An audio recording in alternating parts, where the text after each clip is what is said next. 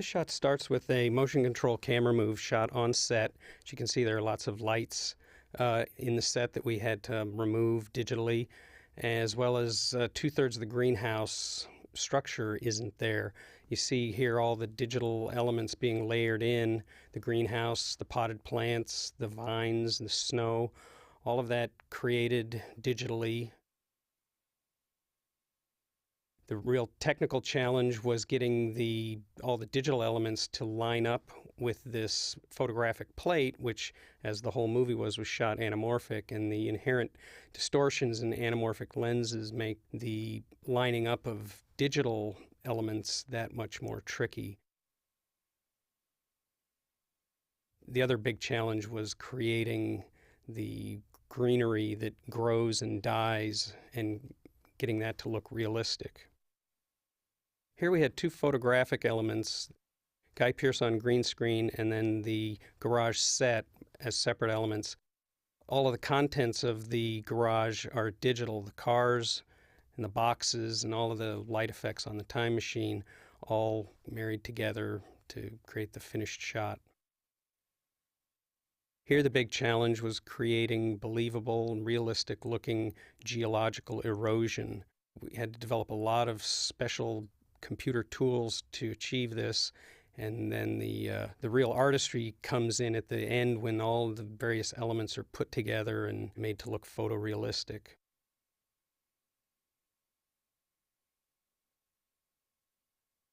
Here we had to kill off some Morlocks by taking the stuntmen and matching their movement with our digital versions, which then turn into skeletons in the presence of the time wave. There were actually 3 shots in this sequence. This is the middle of the 3. They all started with a photographic element of Jeremy Irons against green screen, and in each case we matched his movement in our digital version of him, which was made up of many layers, starting with the skeleton, musculature, skin, wardrobe, hair, and then through the progression of the 3 shots, he ages, shrinks, skin starts to erode, muscles erode, and eventually his entire skeleton disintegrates and falls apart.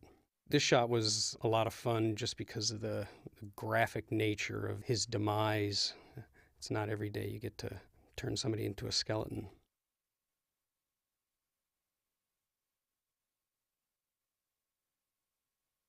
This shot we only had 10 weeks from conception to completion for. It's purely CG. All of the buildings, everything you see in the city had to be built in 3 dimensions, all of the traffic, buildings getting constructed. We developed special lighting tools for this as well to hopefully take the CG curse off of things that often don't look quite right because they're purely digital. And a lot of the later elements that come into the shot were added strictly in the composite, a lot of the cloud layers. One of the biggest challenges of this shot was due to the huge scale change from one end of the shot to the other. Things that we would create would only be visible on screen for a short number of seconds.